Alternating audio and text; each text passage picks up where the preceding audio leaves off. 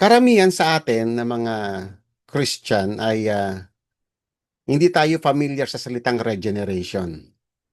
Kasi isa ito sa mga bahagi ng new creation. Ngayon, pero alam niyo mga kapatid, alam niyo yung salitang born again. The same lang po ang ibig sabihin niyan. Ang regeneration, ang ibig po sabihin ng generation ay yung pagluwal, ano? Yung pagluwal o kapanganakan. Regeneration is rebirth. Yan po ang ibig sabihin, yung ipapanganak kang muli. At alam natin yun, ano, mas familiar kasi tayo sa salitang born again. Ang nakakalungkot lang kasi sa panahon ngayon, pag pinag-usapan natin ng born again, parang isang religion na lang siya. Na parang ano siya, isang sekta na katunggali niya yung Roman Catholic, yung Iglesia ni Cristo, parang gano'n lang yung classification natin, ano. Pero hindi po gano'n ang ano ang idea ng regeneration. Bagamat may katotohanan yon na ah, tayo ay kabilang tayo sa isang pananampalataya na tinatawag natin ating mga sarili na mga born again.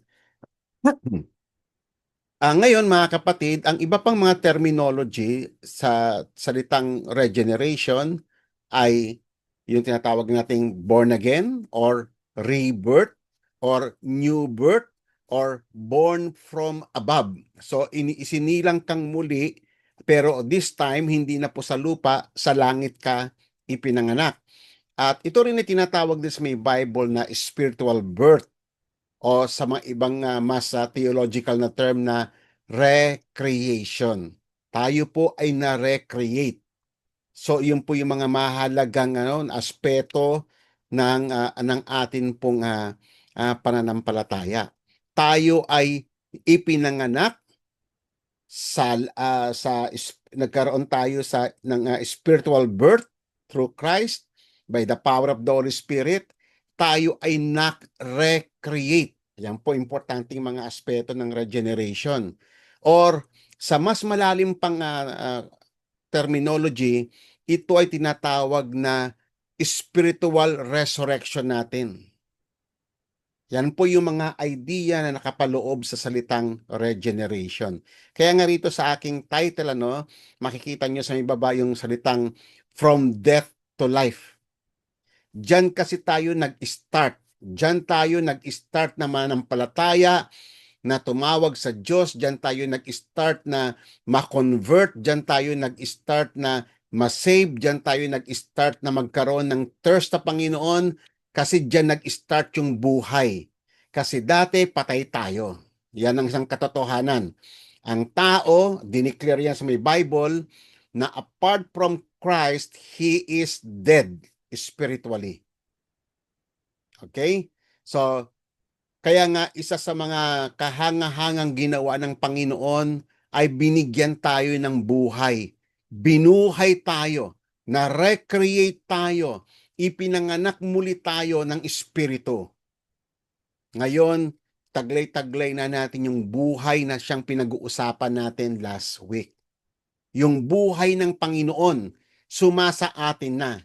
At yung buhay na ito mga kapatid, hindi po ito isang patay na bagay o ang ibig kong sabihin, hindi ito isang inactive na bagay.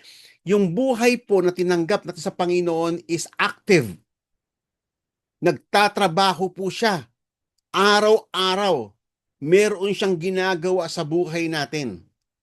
Tinatransform niya yung every faculty ng ating being. Every aspect ng ating buhay.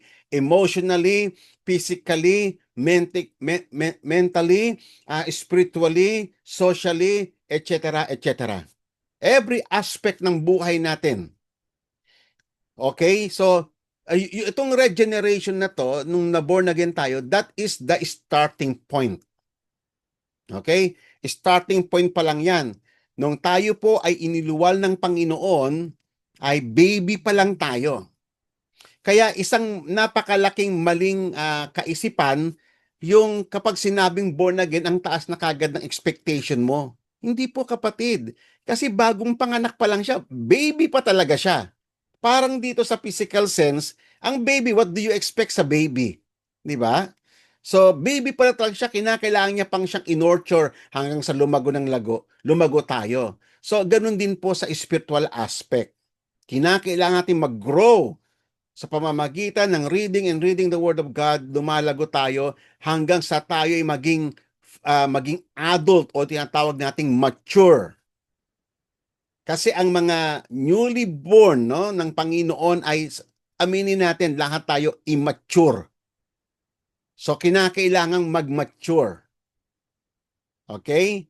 So ang mahirap ng mga kapatid, yung matagal ka na sa Panginoon, matagal mo na sinasabing born again ka, and yet 10 years ka na, 20 years ka na, and then immature ka pa rin. Yun yung isang hindi magandang pangyayari sa buhay ng mga tao. So, ang salitang born again, kapatid, ay hindi po ito inintroduce lamang ng mga theologian.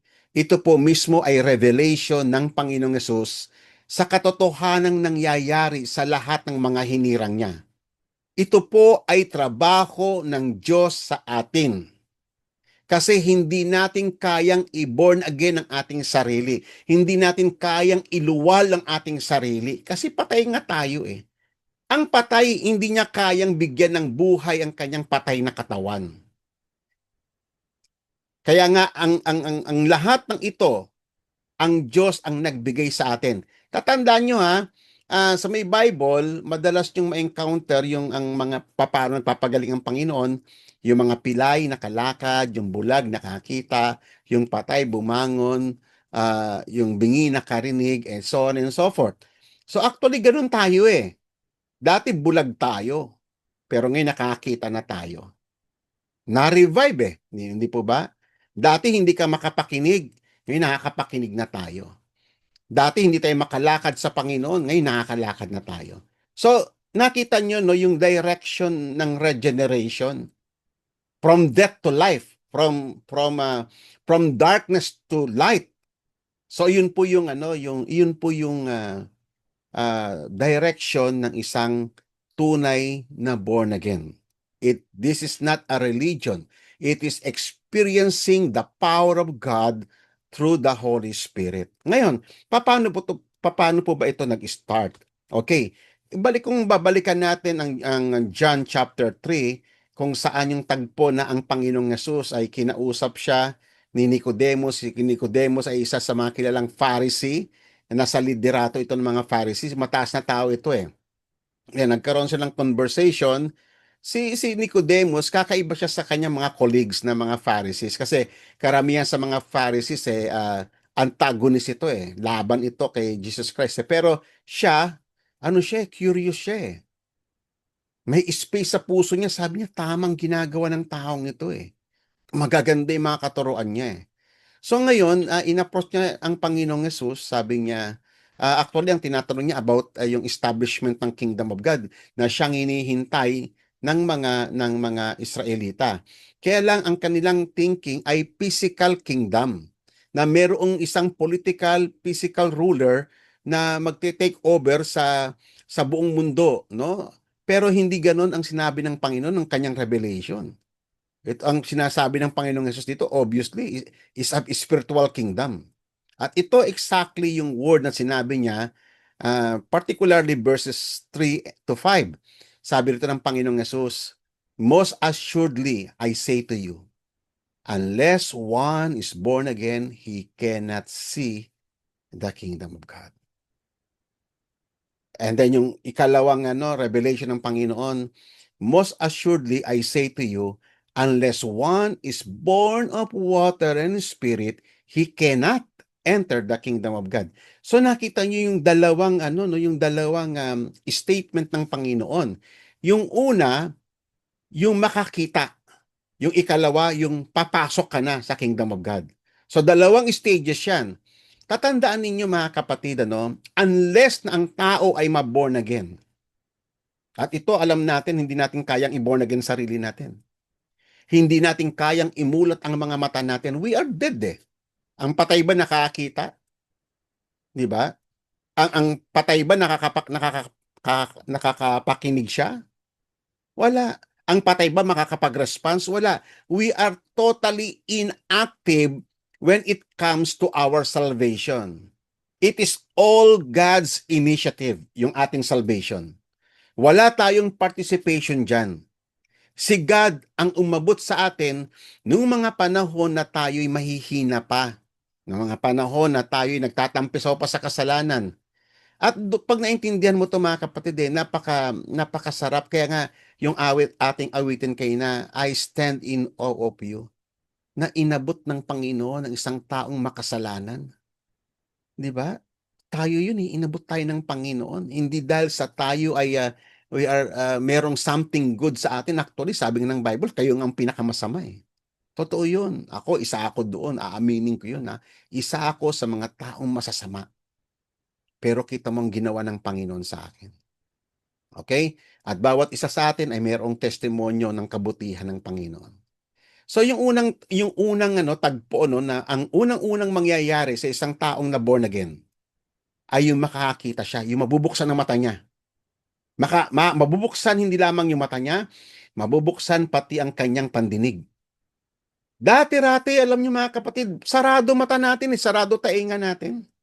Sarado lahat, pipi tayo, bulag tayo, bingi tayo, pilay tayo, patay tayo, yan tayo eh. Pero kita mo, no, yung unang-unang gagawin ng Panginoon ay yung ikikwiken niya yung spirit natin. That is the first thing the Holy Spirit will do para tayo ay masave. Kasi nga naman, paano ka nga naman makakapag-respond sa Panginoon kung hindi kanya ikikwiken? Hindi po ba? Nung tayo, balikan niyo po yung tagpo na yun kapatid, sa inyong buhay, nung tinawag ka ng Panginoon. Nung time na nag-respond ka sa panawagan ng Panginoon, actually, ang nagbigay sa iyo ng enablement na yan na makalapit sa Kanya, makapakinig sa Kanya, yung mag-response ka sa pananampalataya, it is the Holy Spirit. Hindi yan galing sa iyo. Kaya nga ang pananampalataya, hindi yan galing sa atin eh. It is gift of God. Everything pertaining to our salvation is God's gift. Intindihin niyo po yan mga kapatid. Kaya ang tao, sabi nga ng Ephesians chapter 2, no one can boast. Wala kami pagmamalaki kasi wala ka naman naiampag eh. You are totally empty that time. Okay? Wala kang itinulong sa Diyos para ikaw ay maligtas. Kung papaanong nung ikaw ay pinanganak nung physical, wala ka namang naitulong sa nanay mo tsaka sa tatay mo nung iniluwal ka eh. You are totally inactive, passive. May naitulong ka ba nung ipinanganak ka ng physical? So how much more sa spiritual sense? The same yung idea. Ang lahat ng ito, ang Diyos ang gumawa. Inopen niya ang paningin natin, binigyan niya tayo ng pandinig, muli niyang pinatibok yung puso natin para matuto tayong mag-respond sa Diyos kasi ang puso natin dati matigas yan eh. Kaya nga kapatid, kung ikaw nararamdaman mo ang puso mo is tender na ngayon, and that's good. Tender na ngayon ang puso mo sa salita ng Diyos, that's good. Okay? Kung ikaw ngayon ay nag-respond na sa Panginoon, that's good.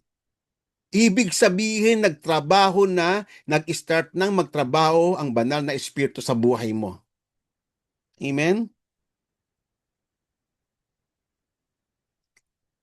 I-try nyo pag-isipan yung ating pinag-uusapan. Okay. Kaya nga, matapos ka ngayong makwiken ng Holy Spirit, matapos kanyang imulat ang paningin mo, imulat niya ang pangunawa mo, imulat niya ang pandinig mo, yung patibukin niyang muli ang puso mo, yung matuto kang mag-respond in faith in God matapos na gawin niya ng Holy Spirit. Ano ang susunod na tagpo? Ito na po yung verse 5. Most assuredly, I say to you, unless one is born of water and spirit, he cannot enter the kingdom of God. Ang linaw, hindi po ba?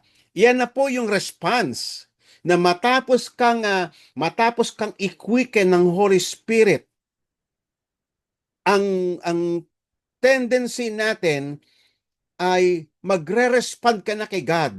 Isusuko mo na ang buhay mo. And then, kaya nga tayo nagdi-decide ng pabaptize eh. Amen po ba? Kasi yun yung inudyok ng Holy Spirit sa'yo. Wala namang nag-force sa'yo na i-baptize ka eh. At necessity yung baptism kasi iyon yung picture dito, no? Unless one is born of water and spirit. Pero sa Titus inexplain pa yan eh. Hindi lamang yan yung baptism kasi it's just a symbolism. Ano nga uli ang symbolism? Symbolism is not the reality itself, but it points to reality. Tatandaan niyo po yan. Mahalaga yung symbol. Para bang pag naglo-Lord Supper tayo, nagpapartik tayo ng bread and wine. Alam natin symbol lang yan. It is not the reality itself, but God appointed that kasi it points to what is real. It points doon sa heavenly realities na kung ano yung nangyayari. Kaya akala mo, minsan nagpapartik lang ng bread and wine sa pag-Sunday, pero yung pala may nangyayari pala, no? Ikaw pala ay nagpa-participate sa dulang ng Panginoon sa heavenly table ng Diyos. Yun ang Lord's Supper. Kaya ngayon the table of the Lord ang tawag dyan. So ngayon, balikan po natin yung ating paksa. Unless one is born by water and spirit, so ayan na po, no? Diyan na po talagang, ayan na, mag-start na talaga yung full work ng Holy Spirit. Yung ikaw ay huhugasan na, lilinisin ka na ng Panginoon, ng kanyang salita, ng kanyang habag, lilinisin ka ng Panginoon, and then ang Holy Spirit, iluluwal ka na niya. Okay? Sasayo na yung Holy Spirit, yung talagang mananahan na talaga yung Holy Spirit sa'yo. Kaya nga sabi rito, no, it is a necessity. Ang pagiging born again is a necessity. Hindi po to optional, hindi ito nakasalalay sa tao. Tatandaan niyo po, ang mga tinawag ng Panginoon, sila lang ang makakapag-respond sa Diyos. Kasi ang tao patay siya by himself. Without the aid of the Holy Spirit, wala siyang ability na makapag-respond unless the Holy Spirit enables him. Kaya nga ang tawag natin dyan ay divine enablement. Binigyan ka ng Diyos ng kakayanan, ng lakas, na makatugon sa panawagan ng Panginoon. Trabaho lahat yan ng Holy Spirit sa atin. And then dyan na yung mangyayari na ang Holy Spirit, matapos ka ng mabautismuhan sa tubig at saka sa Espiritu, matapos ka ng tumanggap ng Holy Spirit, and then ayan na, lahat ng benefits ng cross ni Christ ay ibibigay sa iyo ng Holy Spirit. Yan ang trabaho ng Holy Spirit. Amen po ba? Kaya napakahalaga po ng tinatawag na regeneration. Mahalaga na naintindihan natin ito mga kapatid. Hindi lamang yung kategorian na tinatawag mong sarili mong born again, pero you do not know how to explain. You didn't even know how to explain it to your children, to your relatives. So maganda na intindihan natin. So kaya nga itong pag-aaral ng mga kapatid, since na ito ay recorded, you have all the time to review itong ating mga topic. Kasi mahalaga ito upang alam din ninyong ipahayag ito ng buong buo. Amen? Naiintindihan natin yung ating sinasampalatayanan. Kasi ito yung tinatawag na faith with reason. Hindi yung nananampalataya ka nang hindi mo alam yung sinasampalatayanan mo. Sumasamba ka sa isang Diyos na hindi mo na siya kilala. So, di ba? That is an absurd idea. So, kinakailangan naiintindihan natin ano ba talaga yung nakapaloob sa ebanghelyo. So, ito yung first part ng gospel. Ito yung unang-unang trabaho ng Diyos sa buhay natin through the Holy Spirit. Okay. So, ayan po ay requirement ng Panginoon. Ngayon, kaya nga ang sabi nga nagkaroon na litong-lito si Nicodemus, paano ipapanganak ang tao? Kasi napag-ano niya nalilito siya. Paano 'yun? Kasi tinatry niyang isipin yung mga sinasabi ng Panginoon in a literal sense. Paano ipapanganak yung tao muli sa kanyang sa sinapupunan ng kanyang ina? Akala niya yun ang tinatawag na rebirth, ipapanganak kang muli sa mundong ito. Hindi. Ipapanganak ka sa langit. Kaya nga magkakaroon ka ng citizenship sa langit. Doon nag-start yun, kapatid, nung tinawag ka ng Panginoon. Okay? Doon na nag-i-start yan. So, litong-lito si Nicodemus, kaya nga, ang daming explanation ng Panginoon bago sila dumating dito sa may verse 7. Ang sabi ng Panginoon, "Do not marvel that I said to you, you must be born again." Kahit ikaw ay isang pariseyo na, kahit ikaw ang dami mong narating na achievement in terms of religion, at and so on and so forth, you must be born again. Lahat ng Israel ay kailangang ma-born again. Hindi sila born again dahil sila ay biological children of Abraham. No. Yung mga mananampalataya, yung mga inabot ng Diyos, sila lang ang maboborn again. Amen? Katulad natin na tinawag ng Panginoon. Na born again tayo. Obviously, kitang-kitang mo yan, kapatid. That is undeniable. Uulitin ko, mga kapatid, pag sinabing born again, hindi po yan basta isang sekta ng relihiyon. At meron din palang mali na idea ang mga ibang mga born again, ano? Eto, madalas ko tong sawayin eh. Every time na naririnig ko na pinagsasabong nila yung religion sa born again. Na para bang si God against siya sa religion? Hindi po. Maling-mali po kayo. Actually, yung ating pananampalataya is a form of religion. Sa may James nilinaw yan eh. Merong counterfeit na religion at meron ding religion that is pleasing in the sight of the Lord. Ang linaw niya sa may book of James, chapter 1. Amen? Yung mga hypocrite na mga mananampalataya, yung false religion. 'Di ba? Yung mga ano sila, yung kailang mga service puro dead practices. Pero ang totoong religion, buhay yan eh. We are talking about life. Pag sinabi mong born again, you are talking of the life of God in us. The life of Christ. Iyan po ay buhay. Nagtatrabaho yan sa buhay natin. Okay? Binabago niya tayo, minumulat niya yung buhay na yan. Sabi nga ng Panginoong Yesus sa John chapter 1, si Christ, siya yung life. In Him was life, sabi nga ni John. And that life is the light of all men. Wow! So iyan po yung mystery ng buhay. Yung buhay ng Panginoon, doon nang gagaling yung liwanag. Kaya nga hindi mo pwedeng sabihin na ikaw ay born again ka, tapos darkness ang lumalabas sa buhay mo. No. Ang taong binuhay ng Panginoon, liwanag ang lumalabas sa kanya. Yes, may mga failure tayo kasi hindi pa tayo complete, ano? But according to God's work, tayo ay ginawang complete ng Panginoon. Pero lalakad pa rin tayo, no? Minsan ipapaliwanag ko 'yan, ano, yung minsan very confusing, ano, yung mga words na tayo, ginawa na tayo ng Panginoon na banal, pero kinakailangan nating lumakad ng kabanalan. So, nakakalito po 'yun, no? Kasi parang dalawa eh. Parang sinasabi nung isa past tense na, and then itong isa present tense, no? Ipapaliwanag ko po 'yan sa mga sunod ng pag-aaral para malinawan kayo. Okay? Yung iba kasi huminto na doon nung nabasa nila yung part ng Bible na sanctified na tayo kasi past tense yun eh. So, kaya ayaw na nila yung sanctification sa present life.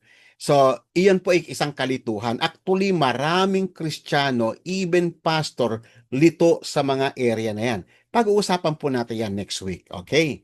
Para maging malinaw sa inyo yung ating sinasampalatayanan. At makita nyo ng lubusan yung trabaho ng Diyos. Pero, mga kapatid, babalikan po natin Um, ang bakit merong rito? Okay. Tatandaan po natin, pag pinag-usapan natin ang salitang born again, we are not talking of religion here. We are talking about life of Christ. And that life is the light of all men. Kaya nga tayo tinawag na ilaw ng sanlibutan. Amen? Naalala nyo yung verse na kinot natin, and then ikukot ulit natin mamaya yung sa may 2 Corinthians 5 verse 17. If anyone is in Christ, he is a new creature. Yan po ay declaration ng langit. Isa ka ng bagong nilalang. Na-recreate ka na, kapatid. Yan po ang born again.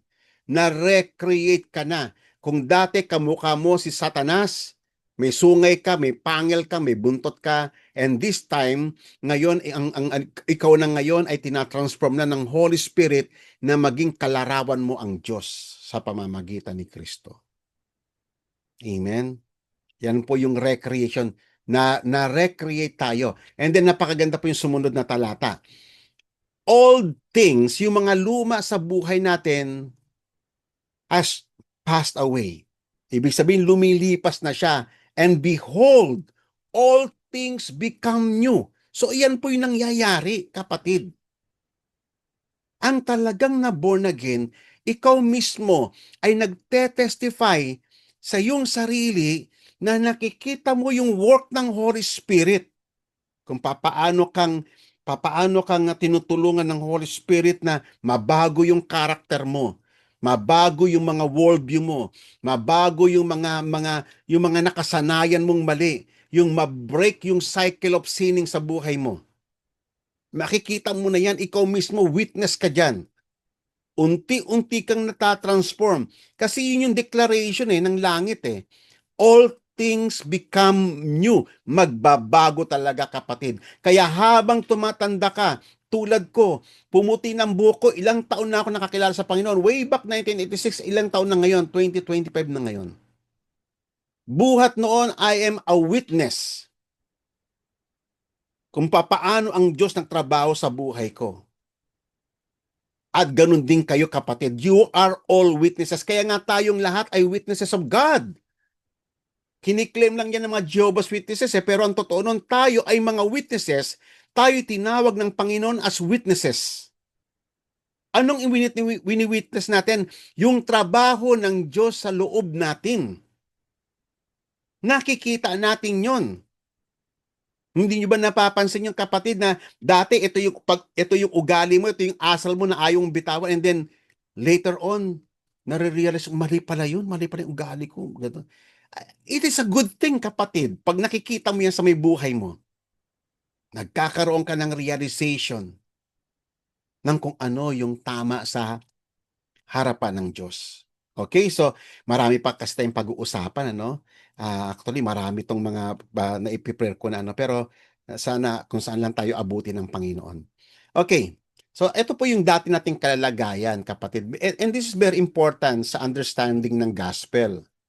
Para maintindihan mo ano yung ginawa ng Diyos ngayon sa atin, kailangan mo muna maintindihan, ano ka ba dati? Di ba? Tayo dati, patay tayo. Ito yung declaration ni Apostle Paul sa Ephesians chapter 2. You were dead in your trespasses and sins. Lahat ng nagkakasala sa Panginoon, lahat ng umaayaw sa Diyos ay cut off from the presence of God. Cut off from the life of God. Kaya nga patay Walang dumadaloy sa kanya na para kumbaga sa sanga. No? Imagine niyo yung isang sanga na cut off. May dadaloy pa ba na nadagta sa kanya mula sa puno? May dadaloy pa ba na nutrients sa kanya? So yung sanga na yon is considered dead. Hinihintay na lang siya na matuyo hanggang sa maging tuyong-tuyo na at ipanggagatong na siya. Actually, ganun-ganun tayo. Exactly, kapatid Kaya nga ang mga terminology ng Bible, we were grafted in Christ. No? Ang Panginoon ng vine tree and we are the branches. Kung naalala niyo yung mga passages na yon. Kaya ngayon may buhay na tayo kasi nakaugpong ka na kay Kristo Yung buhay ng Panginoong Yesus dumadaloy na sa buhay mo, kapatid. Kaya it is very impossible na hindi ka mamumunga. Amen? It is very impossible. Mamumunga ka. Pero alam natin yung stages ng halaman, yung stages ng kanyang growth. Una, bata pa lang siya. Tapos habang lumalaki, nagpapalakas muna siya ng kanyang mga stem, ng kanyang hanggang sa lumaki na yung kanyang mga sanga, yung kanyang mga dahon lumago, hanggang dadaan siya sa mga season, sa tag-ulan, sa araw, gano'n, ang daming dadaanan, hanggang sa pagdating niya sa maturity, doon na siya mamumunga. Actually, gano'n-gano'n din tayo. Ang Diyos, nag-e-expect siya ng bunga sa atin. Pero pag bata ka pa, hindi mag-expect ang Diyos ng bunga kasi bata ka pa eh. Baby bubot ka pa lang no, matampuhin ka pa, 'di ba? Ako rin naman no, matampuhin din naman ako eh. 'Di ba? Pero tumitibay ka habang naggo-grow ka sa pananampalataya, tumitibay ka rin eh. Sa mga taong nang uusig sa iyo, sa mga tao na mga kontra sa iyo, sa mga tao na ayaw sa iyo, lumalakas ka rin eh. Kasi tinutulungan ka ng Holy Spirit na mag-grow, mag-mature. Tatandaan niyo po yan. Yan ay essential sa ating pananampalataya, sa ating spiritual growth. Okay? So, ano pa po yung declaration ng Bible patungkol sa ating former manner of living? Una, patay tayo. Bulag, pilay, pipi, bingi, paralyzed, lahat na. Ayun tayo. May sakit at yung sakit natin incurable. So, ganun tayo, no? And then, ang naghahari sa atin noon, kasi ito yung buhay natin noon, we walk according to the course of this world. Ayan, kung ano yung takbo ng mundo, ayan tayo, hindi po ba? Kung anong uso, kunyari, ano ang expression ng mundo, kunyari, nauso yung salitang ganern. Ganern din yung tawag mo. Kasi sabay-sabay ka sa mundo eh. Di ba? Pero pag ikaw nagmamature ka sa faith, hindi mo kinakailangan gayahin ng mundo. Di ba? Pati fashion ng mundo, pag nauso yung damit na halos kita ng bituka, magkadamit ka rin ng ganon. Amen. Kapatid, mga Kristiyano tayo. Nasa sa atin na yung buhay ng Panginoong Hesus. Kaya hindi na natin ginagaya ang mundo. Ang Panginoong Hesus na sa Kanya tayo nakatingin. Okay? So, dahil sa lumalakad tayo sa course ng mundong ito, ano yung declaration pa rito? According to the prince of the power of the air, of the spirit that is now working the sons of the disobedience. Nakita nyo, no? Ang tawag sa atin dati, sons of disobedience. Na wala tayong inatupag kasi nga ignorant tayo sa law ng Panginoon, ignorant tayo sa kalooban ng Diyos, wala tayong ginawa kundi i-disobey yung mga batas niya. Kasi ignorant nga tayo eh. Mangmang tayo sa salita ng Panginoon. Na hindi natin alam, ang naghahari para sa atin ay yung prince of power of the air. Yung kampo ng demonyo. We were influenced by the demons, yung buhay natin. Okay? So kaya nga makikita mo yung kabutihan ng Panginoon kung paano tayo minulat ng Panginoon, paano tayo pinalaya, paano niya tayo binigyan ng pag-asa at kinabukasan. And then in verse 3, among them, we all too formerly live in the lust of the flesh. Totoo yun eh. O di ba? Yung ating mga lust, yung ating sinful flesh, yung indulgement ng flesh natin, grabe, lahat tayo, ginawa natin yan. Nagpakalubog-lubog tayo sa pita ng laman. Pero kita mo yung habag ng Panginoon, no? Grabe ang habag ng Panginoon. Hinango niya tayo sa ganyan. Sa sexual immorality, hinango niya tayo sa lahat ng uri ng kalaswahan, sa lahat ng uri ng impurity. Ganyan ang kabutihan ng Panginoon. Lahat tayo kapatid, no? Kung ano man yung mga bagay na umaalipin sa atin, yun tayo. And that is truth kasi declare ito ng Bible eh. Pero diyan mo makikita ngayon yung compassion ng Diyos na pinalaya niya tayo. Amen? Sa mga bagay na umaalipin sa atin. Hanggang sa ang flesh na ito, no, nakokontrol na sa tulong ng banal na espiritu. Totoo yan. Ako na-witness ko yun eh. Papaano na-neutralize yung being ko. Hindi katulad nung ako wala pa sa Panginoon, yung mata ko wild. Yung aking flesh talaga namang very sensitive sa immorality. Pero kitang-kita ko yung transformation ng Holy Spirit. Talaga namang kinontrol niya to. Alam mo yung parang yung kabayo na nagwawala na merong bridle dito na kinontrol. Kayo ba nakakita na ng mga ganung mga pelikula? Yung kabayo na wild, tapos una mo palang sasakyan, iko-control ngayon ng rider. Ganun ang ginawa ng Holy Spirit sa atin eh. Hanggang sa tayo matame. Kaya nga isa yan sa trabaho ng Holy Spirit eh. Ititame ka ng Holy Spirit. Yung pagwawala ng iyong laman, yung pag-aabuso mo sa laman mo. Nirendahan tayo ng Holy Spirit upang matuto tayo ng tinatawag na self-control. And that's why one of the gift of the Holy Spirit in us is self-control. Alam niyo, napakagandang topic niyan, self-control. Ang gandang i-discuss niyan kasi ang daming area na papasukin niyan, yung salitang self-control. And then, indulging the desires of flesh and of the mind. So nakita natin no papaano ang evil naglalaro sa mind natin tsaka sa flesh natin. Kawawa tayo noon eh. Kung wala ang Panginoon, slave tayo ng kasalanan at hindi natin kayang kumawala sa kasalanan. Kaya nga sabi rito, and by nature, we were children of wrath, even as the rest. Alam niyo ba pag pinag-usapan yung salitang nature, alam naman ninyo yung salitang nature, hindi po ba? For example, ano ang nature ng baboy? Ano ang nature ng aso? Ano ang nature ng cat? May kanya-kanya silang nature. Pero tayo, ano ang nature natin ayon sa Biblia? Ang nature natin ay yung labagin natin ang kalooban ng Panginoon, yung mag-rebel tayo lagi sa Panginoon. Yun yung nature natin. Sinful nature yan eh. Wala tayong pakialam sa mga bagay na banal. Gawin mo lahat na magustuhan mo. Kaya nga ang tawag sa may Bible, and by nature, we were children of wrath. Kaya nga sa madaling salita kapatid, wala kahit isa man sa atin ang cute before God nung tinawag kanya. Lahat tayo, ganyan tayo. Kasi declaration ng Bible yan. At hindi nakakayang aminin yung katotohanan. Actually, the truth will set you free. Amen po ba? Kaya nga, yan ang isang wonderful thing na ginawa ng Panginoon sa atin. Yung natutunan nating magpakumbaba sa Panginoon. Natutunan nating i-embrace yung truth niya. Kasi ito'y, alam nyo ba, everything that is written in the scriptures, yan po ay testimony ng langit of what is reality. Kasi tayo, mga kapatid, nung tayo alipin pa ng kasalanan, we are living in fantasy. We do not know what is real. Hindi nga natin alam na bulag tayo, hindi nga natin alam na patay tayo, hindi nga natin alam na pupunta pala, rebelde pala tayo sa Panginoon, hindi nga natin alam na pupunta na pa tayo ng impyerno. Ang alam pa nga natin, religyoso tayo, ang alam mo, pupunta ka ng langit, hindi ba? Pero kita mo yung habag ng Panginoon, minulat niya yung mata natin. Napakabuti ng Panginoon, kaya nga ang sarap pag-aralan ng Ebanghelyo. Gustong gusto kong tinuturo ang Ebanghelyo kasi kitang-kita mo yung goodness ng Diyos, yung kanyang marvelous works doon sa cross. Ano yung mga totoong nag-transcribe kung paano niya tayo inabot. Yun yung wonderful thing. Amen po ba? Amen. Tignan niyo yung mga declaration ng Bible ha. Ito, makakatulong sa atin to.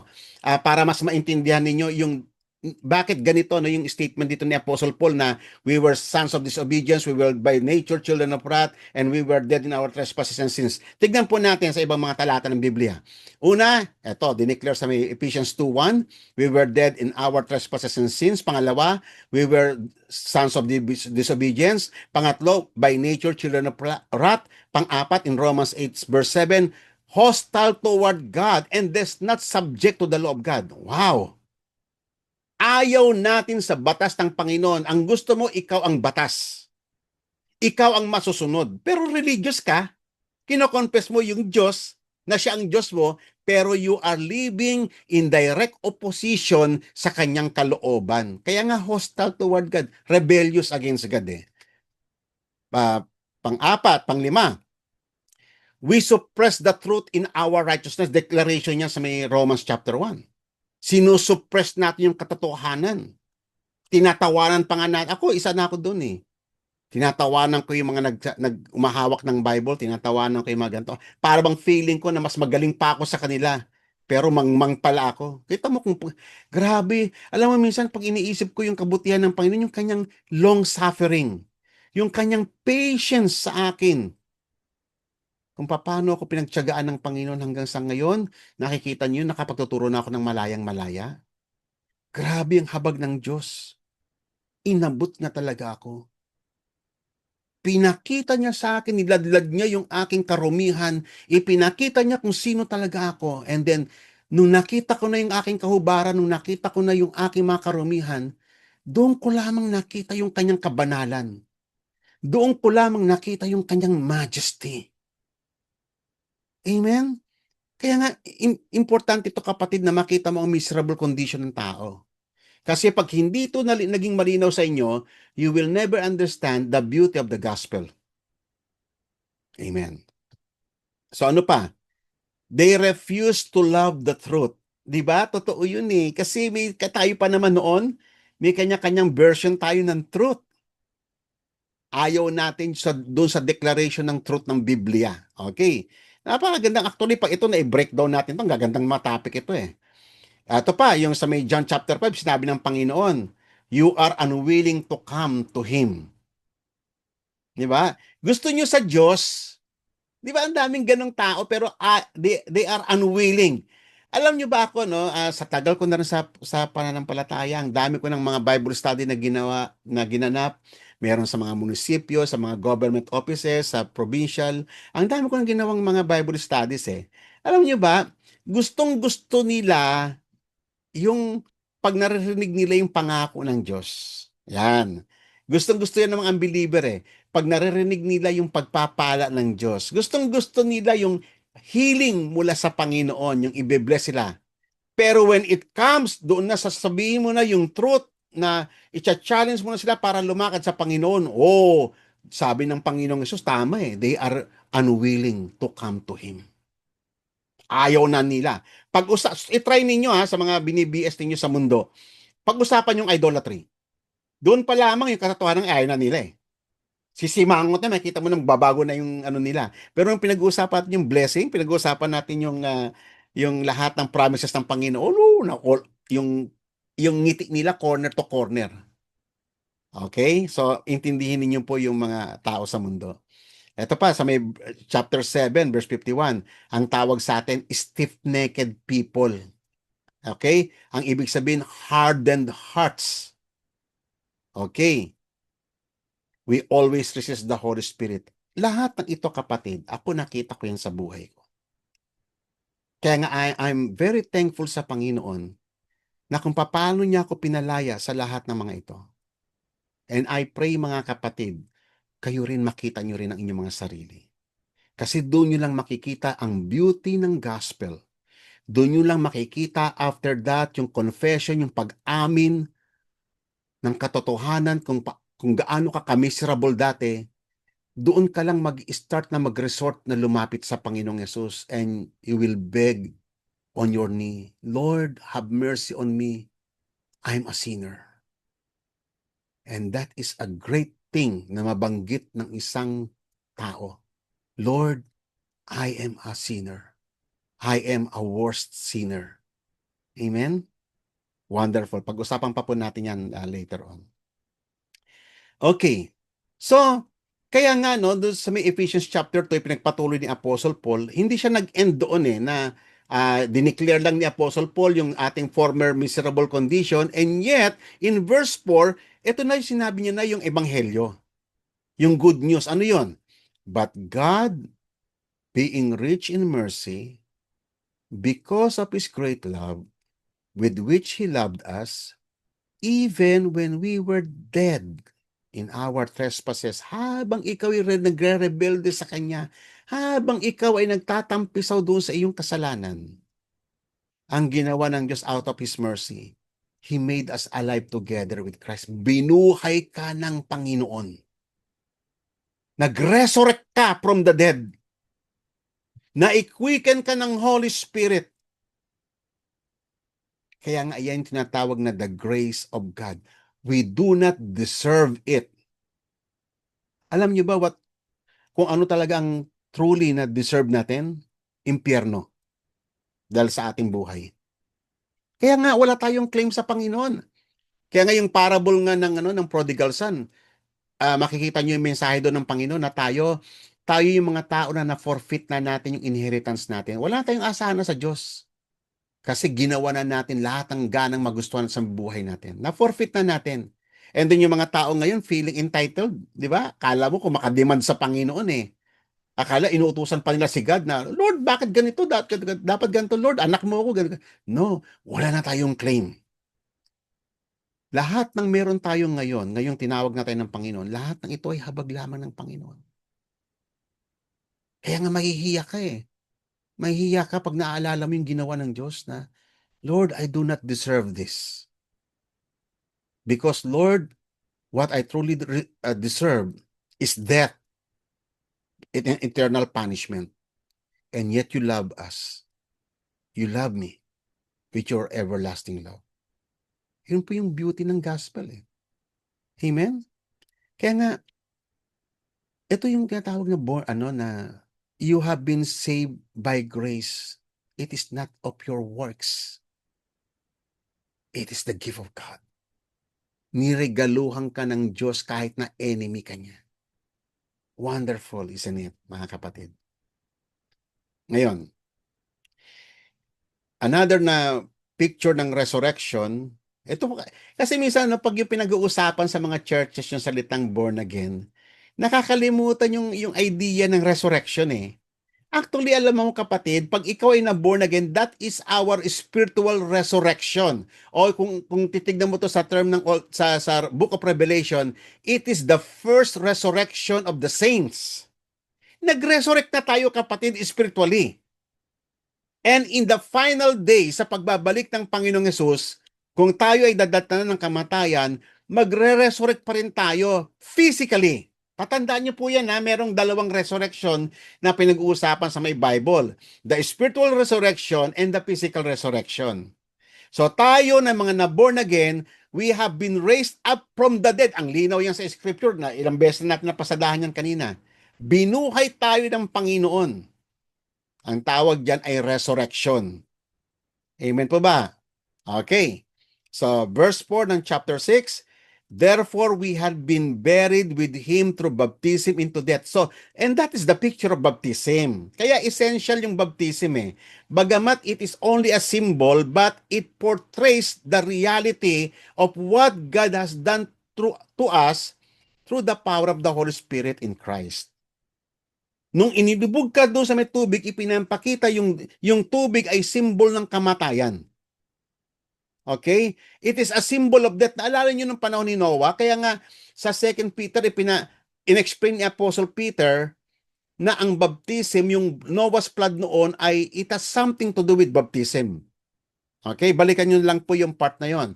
So kaya rito, ang statement ni Apostle Paul, nung ikaw ay nabaptize daw, you have been buried with Him into baptism, into death. Namatay ka eh. Pinicture nun yung, sino yung namatay nung ikaw ay binautismuhan? Namatay yung ikaw, yung dating associated sa kasalanan. Yung old self mo, yung may kaugnayan kay Adan, namatay yun, inilibing yun. Amen? Yun po yung portrayal ng baptism. Ewan ko lang kung ito yung napapaliwanag sa inyo ng inyong mga pastors. And then, sabi rito, so that Christ was raised from the dead through the glory of the Father, so we too might walk in the newness of life. Tayo rin. Okay, so verse 5, for we have become united with Him in the likeness of His death, certainly, assuredly, verily, we also be in the likeness of His resurrection. Ang linaw niyan kapatid eh. Nag-resurrect tayo. That is our first resurrection. Tayo kasi masyadong limited yung ating idea ng born again. Oh, born again. Hanggang ganun lang eh. Pero that is our resurrection. Nag-resurrect tayo from the dead. Doon na yung nag-start na yung buhay ng Panginoon sa ating mga buhay. Amen? Kasi hindi ka makakalakad sa newness of life hanggat patay ka. Hanggat buhay pa yung old Adam sa iyo. Kasi yung ating old Adam sa buhay natin, actually, connected kasi tayo kay Adan. Itong sinful flesh natin, connected to kay Adan. Kaya kinakailangan din itong mamatay. I-declare na ng Diyos ang kamatayan dito sa may flesh na ito. Lahat tayo dadatnan ng kamatayan and it is a necessity. Walang po pwedeng hindi mamamatay. Lahat mamamatay. Amen? In order for us to mag-resurrect din tayo physically para makumpleto na yung resurrection. Merong spiritual resurrection at meron ding physical resurrection. So yung spiritual resurrection, it transcribed when you have been born again, nung ikaw'y tinawag ka ng Panginoon. And it was typified by the baptism. And the final resurrection will occur at the coming of our Lord Jesus Christ at the consummation of all things. Intindihin niyo po yan, kapatid. And this is very vital sa ating pananampalataya. Kaya nga, ang sabi ko nga po sa inyo kanina ay napakalawak ng paksang ito. Hindi natin kayang i-consume. Lalo na ngayon, nakaka 15 minutes na tayo. So, mahaba pa yung aking discussion. Nasa 7 slides pa lang tayo. Anyway, tutuloy po natin yan next week. So, nakita nyo no yung beauty ng gospel? Kaya nga no, kapatid, ang buhay na meron tayo ngayon ay resurrected life. Ito yung the resurrected life of Jesus Christ. Ito yung first part ng ating resurrection. Hindi po ba beautiful, wonderful, amazing? Amen. Nakakalungkot lang kasi sa panahon ngayon, na-reduce yung meaning ng born again into a certain sect. Nakakalungkot. Amen. Ngayon, balikan natin yung inopen natin nung nakaraan. Ano ang purpose ng regeneration? Anong purpose ng rebirth or spiritual birth? Anong purpose niyan? Kasi ito po yan sa may 2 Corinthians 5:17. If anyone is in Christ, he is a new creature. All things have passed away, behold, all things become new. Diyan ang ito po kapatid, very important itong verse na to. So, kailan nag-start ang new creation? Ngayon na. From the moment God has called you, nag-start na ang new creation sa buhay mo sa buhay mo. May mga early Christians, nag-start ng new creation sa kanila. Hanggang saan yan? Hanggang sa pagbabalik ni Christ. At yun na yung culmination, the fulfillment, the consummation of all things. Yung fullness ng new creation, makikita na natin doon yun. Pero nag-start na ang new creation. In other words, mga kapatid, ganito ang ibig sabihin niyan. Ang new creation is a present reality as well as a future realization. Tatandaan niyo po yan. It is a present reality and also at the same time, a future realization. Kasi two parts po yan. Kaya nga si Christ, meron siyang first advent at meron siyang final advent. Okay? So you have to understand this theology. So ngayon, ganun din ang kingdom of God. Ang kingdom of God ay nag-start na sa atin ngayon. Nasa kingdom na tayo ng Panginoon ngayon, pero ang fullness ng kingdom ay marirealize natin when the Lord comes in His second advent. Ganon din ang buhay. Ngayon, nasa atin na yung buhay ng Panginoon Meron na tayong eternal life ngayon, mga kapatid. Hindi po yan future reality. Present po yan. Pero it is also a future realization. Makikita na natin yung fullness ng eternal life sa Panginoon sa pagbabalik ng and so on and so forth. Okay? So, yan po yung application ng present and future realization. So, tatandaan nyo po, no? At siguro dito lang tayo mag-end kasi kapos na po tayo sa oras, ang haba pa ng ating discussion. Tatandaan nyo po, ulitin ko lang po to, ito po inakot natin last week. The central theme of the gospel is the creation of all things. Ang ibig sabihin, kapatid, what do you expect in the future? Saan papunta ang ating history? Alam nyo ba ang mga tao sa mundo, meron tayong tinatawag na historian. Ang mga historian natin, they only account yung mga events, mga significant events sa kasaysayan ng tao from the beginning up to present. Pero wala silang idea kung ano yung mangyayari sa future. Tayo mga kapatid, binigyan na tayo ng Diyos ng kaalaman what will happen in the future. Ang mangyayari sa future, ang lahat ng nangyayari sa mundo, hindi po siya yung mga bagay na parabang random events na nangyayari ng ganito na outside sa kapangyarihan ng Diyos. No. Ang lahat ay nangyayari doon po sa ordination, sa inordain ng Panginoon na magiging takbo ng kasaysayan. Si God ang author ng kasaysayan. He is the God of history. At ang end ng history, mga kapatid, ay yung establishment, yung full establishment ng kanyang kingdom sa mundong ito. Ang end ng ating history is the full realization ng kanyang new creation. Diyan po papunta, ire-recreate ng Diyos ang lahat ng bagay. Kung ngayon nakikita ninyo na para bang it seems hopeless kasi napapanood mo sa balita, yung mga patayan, yung mga rape, yung mga digmaan, yung mga famine, yung mga kamatayan, walang katapusan. No. Lahat ng bagay ay matatransform sa pagbabalik ng Panginoong Yesus. Kasi iyan ang goal ng new creation. All things will become new. All things will be recreated. Kaya nga, hindi lang po limited yung born again sa personal experiences natin. Ang salitang born again ay mas maintindihan mo sa salitang recreation or regeneration of all things. I-recreate ng Diyos hindi lamang tayo. Pati mga hayop, hindi nyo ba napansin nung unang panahon yung mga hayop ay walang wild? Yung mga tiger, yung mga crocodile, walang wild noon eh. Pero ngayon kita mo wild na yung mga hayop. It is because of the sin of man.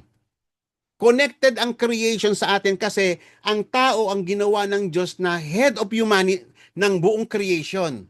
Siya yung manager of the whole creation. Nung bumagsak siya sa kasalanan, kasama ang buong creation sa pagbagsak. Pati sila affected by the curse. Kaya nga dumating ang Panginoong Yesus, yung removal ng curse na yan ay nag-start na, pero ang full realization ng removal of the curse ay sa pagbabalik ng Panginoong Yesus. Nag-start na yan, kapatid eh. Amen? Kaya nga sabi nga doon sa may kanta ng Joy to the World, ang ganda nun eh. Far as the curse is found. Yung blessings ng Panginoon ay magpo-flow sa lahat ng panig ng daigdig far as the curse is found. Ganun po ang trend. Ganun po ang kahinatnan ng history. So, uulitin ko po mga kapatid, tayo kasi masyado lang tayong nakatingin sa sarili natin. Akala mo yung panawagan ng Diyos is just a personal matter. Na para bang ikaw sinave lang, personal God mo siya, at ikaw parang gano'n lang. No. Greater ang purpose ng Panginoon. Napakalawak, nakakalula. Kaya nga sabi nga ni Apostle Paul, manghang-mangha si Apostle Paul, kaya nga yung kinanta natin, I stand in awe of you. Kahanga-hanga ang Diyos na sinasamba natin. Kahanga-hanga ang kanyang panukala. Mahirap malirip ng isang payak na pag-iisip tulad natin. Amen? Pero para mas maintindihan natin before we end, our salvation begins with regeneration to recreate us back to the image of God. Importante yan sa recreation. Kaya wag niyong ihiwalayin yung sa salitang born again, sa salitang rebirth, wag niyong ihiwalay yung salitang recreation, wag ninyong ihiwalay yung salitang resurrection. Kasi iyon ang main theme ng regeneration. The recreation of all things. The regeneration of all things. Wow! Alam niyo ba, minsan, minsan, yung very excited ako pag yung kino-contemplate ko to pag nag-iisa ko. Yung darating ang time, yung mga hayop, pati mga hayop restored na. Yung mga, wala na yung weather, wala na yung mga wild na weather, wala na yung mga super typhoon, wala na yung mga calamity, wala na yung mga something like that. Wala na yung mga dangers, wala na yung mga panganib. Alam mo, actually, that is the gospel. Diyan papunta ang kasaysayan. Amen? Alam kong nalulula kayo, kapatid, sa mga katotohanan ito, but someday, maintindihan nyo rito. Uunti-untiin natin ito. Napakalawak po kasi nito. But for now, we will end, no? Sabi ko nga sa inyo, naka 8 pages pa lang ako.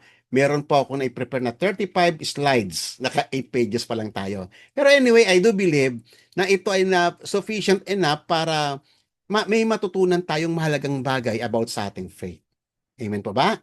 Kaya inaanyayahan ko po ang lahat na tayo po yumuko at tayo po manalangin. Blessed be your name, Father God. You are awesome indeed, Father God. All your works, or your whatever you have pronounced, whatever you have ordained in the ancient times, O Lord God, lahat ng iyon ay mapufulfill sapagkat ang salita mo is truth. Lahat ng declaration mo mangyayari. At ikaw ang magkasakatuparan nito by your seal, Father God. Nakakamangha, tunay nga Panginoon na nakakamanghang pag-aralan ang iyong mga katotohanan sa iyong mga salita. Subalit Panginoon, papasalamat kami. Sino kami para pagpahayagan mo ng mga katotohanan ito? Sino kami, O Lord, na para pakitaan mo ng iyong kabutihan? Lord, ang lahat ng ito, yung ginawa mo sa amin, ay nagpapatunay lamang na ikaw ay matuwid na Diyos. Ikaw ay mabuting Diyos, Panginoon. Ang habag mo ay napakalawak, O Lord God. At ang compassion mo sa amin ay from everlasting to everlasting. Ang loving kindness mo, O God, ay hindi kayang sukatin, O Lord. Sometimes we attempt, O Lord, to explain your love na para bang kung gaano kalalim ang kinahulugan namin sa kasalanan, ganun mo kalalim din, kataas din ang pag-ibig na inukol mo from heaven to earth. Pero yung mga words na yun is not sufficient enough to explain your loving kindness. You are wonderful, O Lord. You are amazing. You are truly awesome, O Lord God. And you are worthy of our praises and adoration.